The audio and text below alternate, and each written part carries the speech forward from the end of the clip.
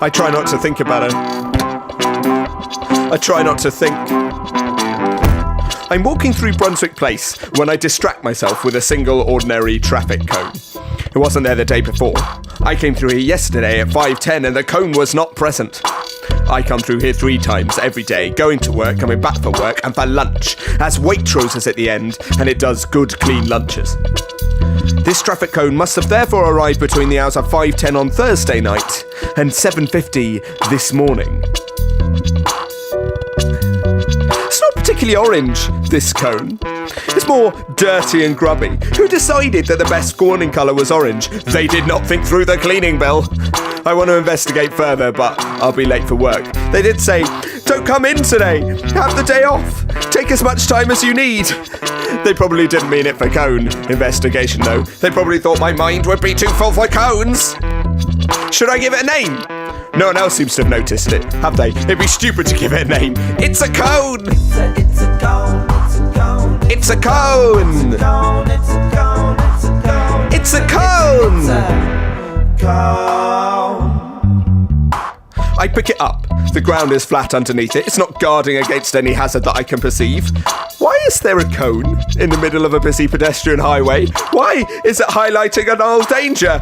Why is it here? Drunks.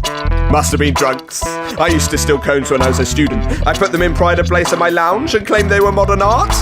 This is probably why I banned myself from the Tate.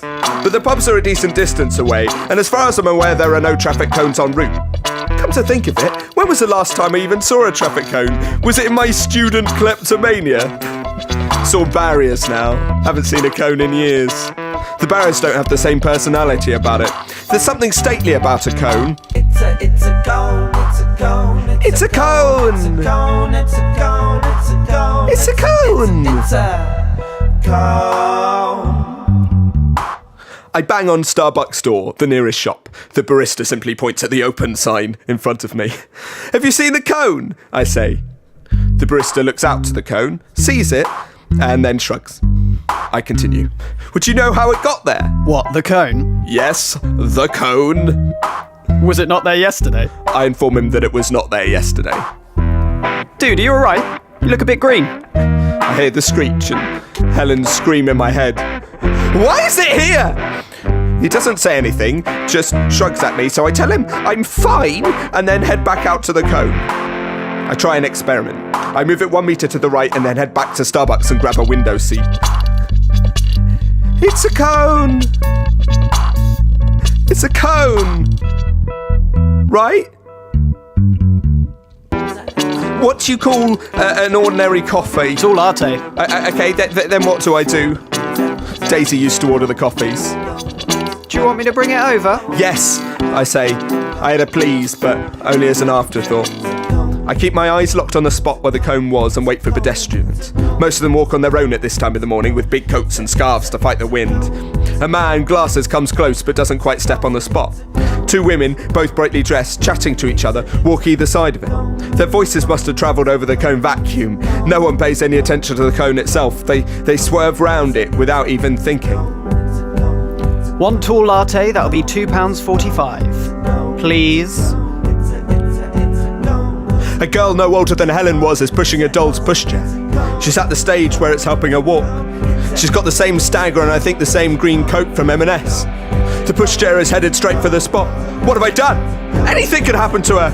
I want to get up and shout warning, but I can't. I'm rooted to the spot. God knows what the cone was protecting us from. She totters a few steps closer.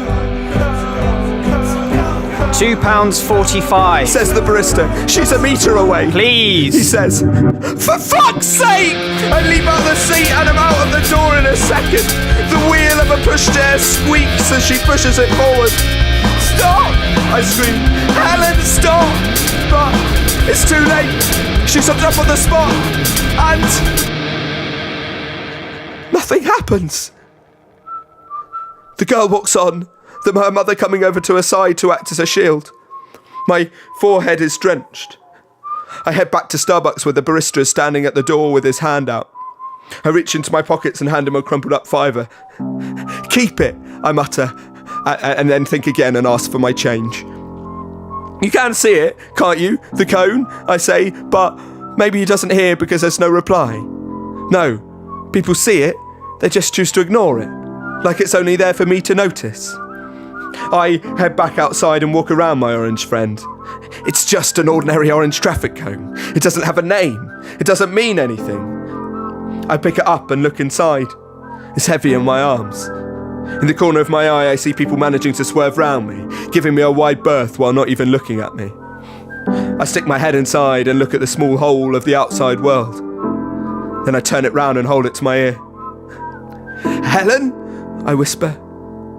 There's no reply. "Helen?"